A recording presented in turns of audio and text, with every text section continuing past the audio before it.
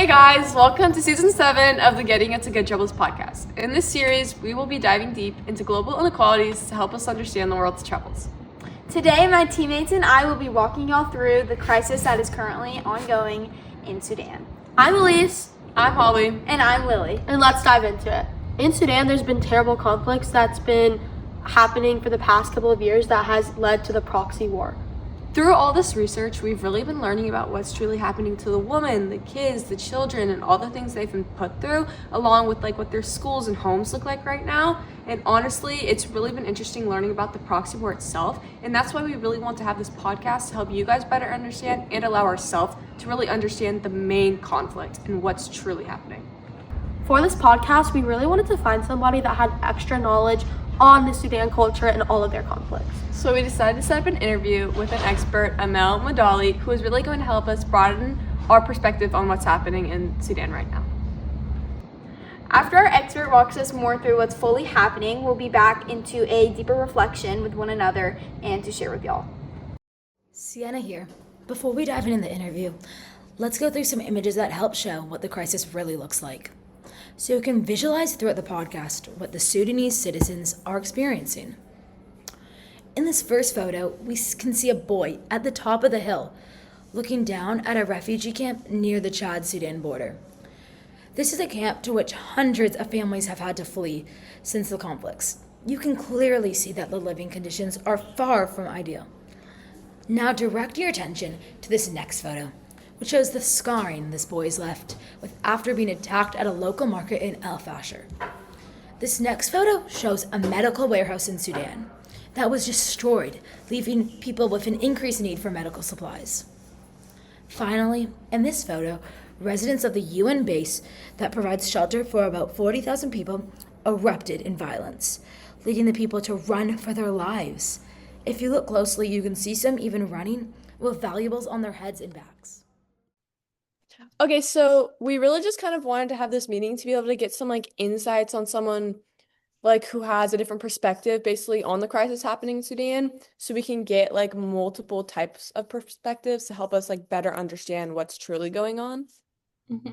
And so our main goal here is just to really understand what's going on and just being able to dig deeper into the main cause of this crisis. But the crisis began long before right now. It's actually started in the period of British colonialism in Sudan.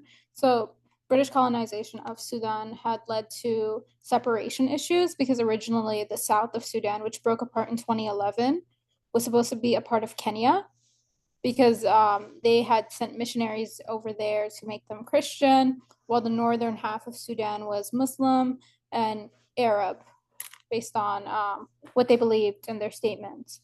So with that, there was already a big cultural difference between people there. So it kind of led to tension between them. And then when you move on to now, which is this 2000s period, Sudan was bombed in 1998 by America. They bombed one of the pharmaceutical companies in Sudan. It was one of the largest in East Africa at the time. When that was bombed, it led to a lot of people losing their jobs, and it was one of the only pharmaceutical company factories there that was making medicine, that was cheap medicine. So then after that, Sudan was in sanctions. Sudan has been in sanctions since the 70s. Do you guys understand? Yeah, okay. Sanctions since the 70s. So with that, they haven't been able to trade with a lot of countries. So in the 70s, there was basically agreements between Sudan and the UAE. So we had a president at the time named Jafar al-Nimeri. Nimeri, when he was in power, he was an Islamist. So one of the biggest things he did was he wanted a lot of the professional people who worked in Sudan to leave Sudan. So a lot of them went where? They went to the UAE, which is the United Arab Emirates, and they went to Saudi Arabia, they went to the Gulf.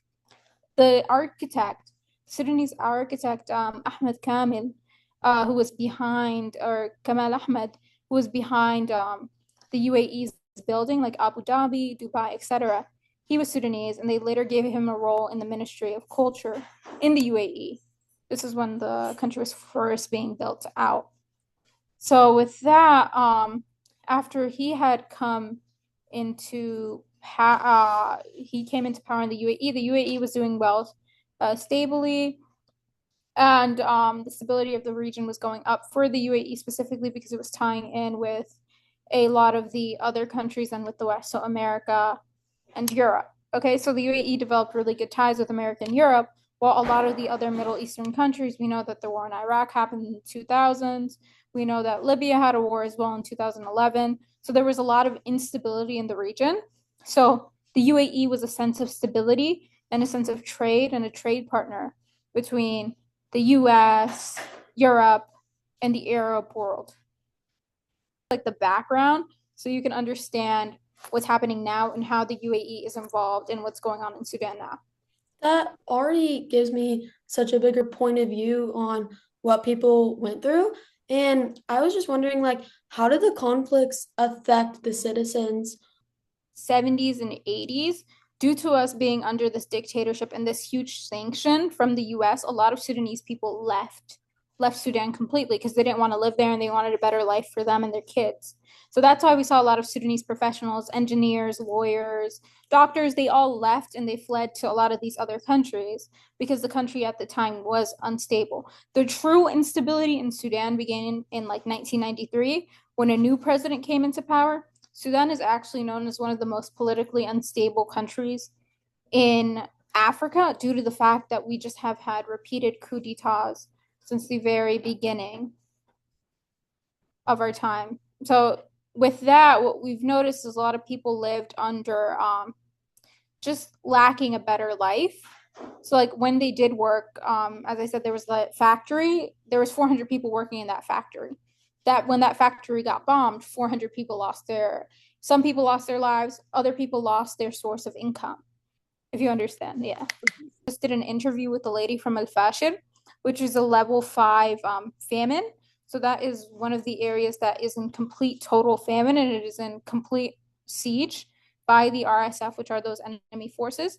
They don't have access to food. There is sexual assault happening there. People are getting massacred. The lady in the video, she walked 30 days from Sudan in that Al Fashir region to Egypt to get to freedom from that like suffering. So this is through the desert. Yeah.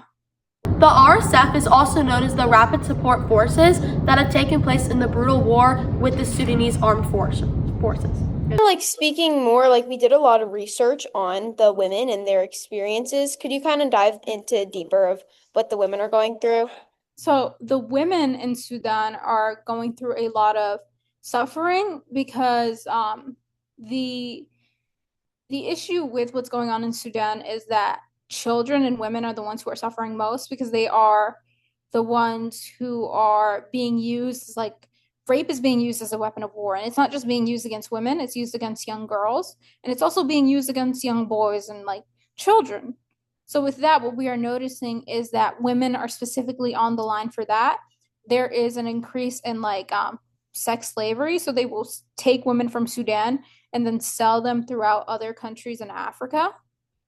And so that's one of the things that we are noticing right now. And there's just lots of suffering for women because they're being kidnapped from their homes. They're being kidnapped from Sudan, taken to areas that they don't know, have never been. It's similar to being deported. So they're just being taken from Sudan and taken to whatever country they are being sold to and whoever pays the highest price. She really brought to life what the children and women are going through. A lot of the children, not only are they being ripped from their homes, but they're also facing a lack of education, and the women are in extremely dangerous and vulnerable positions. And the children are being stripped from their own mothers and taken to dangerous places all over Sudan, and that could include getting raped and killed. When the kids and women are separated and when they're kidnapped, like where do they go? Sold across Africa. Some of them are being sold into Libya. Some of them are being sold into the Central African Republic. Some of them are being forced to marry soldiers from this enemy side, which is the RSF, the Rapid Support Forces. So they're being forced to marry soldiers from there. They're being sold by these soldiers as well to people who live in the countries where these soldiers are from. So it can go anywhere. Like they're either killed after they are raped. They are either kept as in like while that city is under siege or it's under the control of the RSF after they attack it, they keep them there, or they can go and take them to other countries, neighboring countries. the war is being discussed, do you think there's a lack of representation of this situation? I think so, definitely. I think one of the biggest issues is just framing it as a civil war between two sides in Sudan. It's not a civil war, it is like an ethnic cleansing and a genocide. It's more of a proxy war because what we are noticing is the UAE is sending weapons to a lot of these people to basically fund this occupation in a sense. These people aren't Sudanese. So that's what makes this interesting because since they aren't Sudanese, they're going into Sudan. They're kidnapping people, they're looting homes, they're taking like everything in people's homes and they're taking it back. A big misconception about what's happening in Sudan right now is that people think it's a civil war. Well, it's really a proxy war. And the difference is a civil war is basically when people are inside a country fighting for power, while a proxy war is people that are fighting and funding for it to happen externally. Because you said like all these people are fleeing or get kidnapped, but the people that don't flee or get kidnapped and are living currently in Sudan, what does their like daily life look like? What does a day in Sudan would look like for people that live there? So, for example, if I live in Al Fashir, which is a city under siege, I'm not able to leave my home. I'm not able to get access to food because a lot of the aid workers who were bringing food into that area were killed. The people who are living in the country and living in these areas like Darfur, Al Fashir, Kordofan, all of those like Western states are the states that are currently under siege and are currently under attack by the RSF. So those people live very hard lives and they're not able to leave their homes or they'll get attacked or killed. There's something that they're really fighting against in that city, or is it just like the general conflict, just like what's causing them to be so restricted in that specific area? They get like the brutality of these soldiers because they are the people who are closest in proximity to these soldiers or in range. What is the controlling aspect like for people that live in different areas? Just based on the area, if it's under RSF control or not, and that shows how they're being treated, the people that are being treated. The children's education and like all this stuff, and how is their childhood living in Sudan? Over 90% of school children, like school-age children, are out of school completely. So they don't have any classes, they don't have any schools. This whole thing, what do you think is like the biggest thing that people need to understand, or you think is like there's a lack of representation on, like maybe the news doesn't showcase, or what do you think is just the main point that people really need to understand? Oh, I think one of the biggest issues is that people are framing it as a civil war when it's not. Framing it as a civil war leads to people believing that it's just two sides that are fighting inside of a country, rather than there's so many people that are funding this war and are trying to make sure that this war is sustained for a long period of time. So with that, just making sure that it's framed as a proxy war. Lastly, what's something that you would like for us to know that we haven't asked you? Honestly, you guys asked a lot of really good questions. It was really nice talking to you guys. Great. Thank you guys so much. Thank you so much. It was great talking to you. It was so great talking to you. Thank you. Bye. We are back from our interview with Amel. It was an extremely eye-opening experience, and we really expanded our knowledge past what our previous resources were telling us. A huge takeaway for me from meeting with our expert and doing all of our research and just being able to put this podcast together was learning about how many people are honestly in this conflict. Not only alone is just the people versus the government, it's the RSF, it's the Sudanese armed forces, and there's so many different powers and external forces that are funding this, which means there's so many people fueling this war. That's a really good point. Yeah, something that stuck out to me the most was that most people think that all of the Sudanese citizens are dying due to all of the violence, but truly it's because people are missing the main necessities like healthcare, food, and water, etc. Those are both really good points. Personally, the biggest takeaway for me was just how involved children are in this war. Not only are they being stripped from their mothers, but they're just dying, they're getting raped. All the brutal things that could be happening to somebody is happening to these children of Sudan. Thank you so much for listening to our episode of the season 7 of the Getting Into Good Troubles podcast. We really hope you want to furthermore deepen your understanding of the crisis happening because of this podcast. There's so many helpful resources and links to give to the people in Sudan, and we will put them for y'all at the end of this episode. Thank you again. Goodbye.